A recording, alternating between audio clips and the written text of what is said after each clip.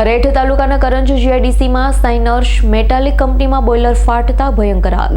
અરેઠ તાલુકાના કરંજ જીઆઈડીસી વિસ્તારમાં આવેલી સાઇનર્સ મેટાલિક કંપનીમાં ગત મોડી રાત્રે બોઇલર ફાટતા ભયંકર આગ લાગતા અફરાતફરી મચી જવા પામી. ફાયર બ્રિગેડે જાણ કરતા 2 કલાકથી વધુના સમયની જહેમત બાદ આગ પર કાબુ મેળવ્યો. પ્રાપ્ત માહિતી મુજબ એરેઠ કીમ જતા રોડ પર આવેલા કરંજ ગામે પ્લાસ્ટિકના રોલ બનાવતી કંપનીમાં મોડી રાત્રે અચાનક બોઇલર ધડાકાભેર ફાટતા ભાગદોડ મચતા આસપાસના વિસ્તારમાં ચિંતાનો માહોલ સર્જાયો છે.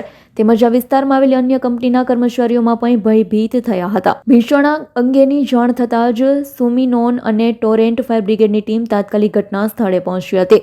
ફાયર ફાઇટરોએ યુદ્ધના ધોરણે પાણીનો મારો ચલાવી ભારે જહેમત બાદ આગને કાબૂમાં લીધી. આગ લાગવાનું ચોક્કસ કારણ હજુ સ્પષ્ટ થયું નથી. જોકે બોઇલર ફાટવાના કારણે જ આ દુર્ઘટના સર્જાઈ હોવાનું પ્રાથમિક અનુમાન છે. આગની ગંભીરતાને ધ્યાનમાં રાખી સ્થાનિક પોલીસનો કાફલો ઘટના સ્થળ પર હાજર રહી ભીડને નિયંત્રિત કરી સુરક્ષા વ્યવસ્થા જાળવી હતી.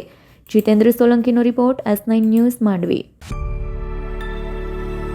અમારી તમામ માહિતીથી અપડેટ રહેવા માટે જોડાયેલા રહો S9 ન્યૂઝ સાથે.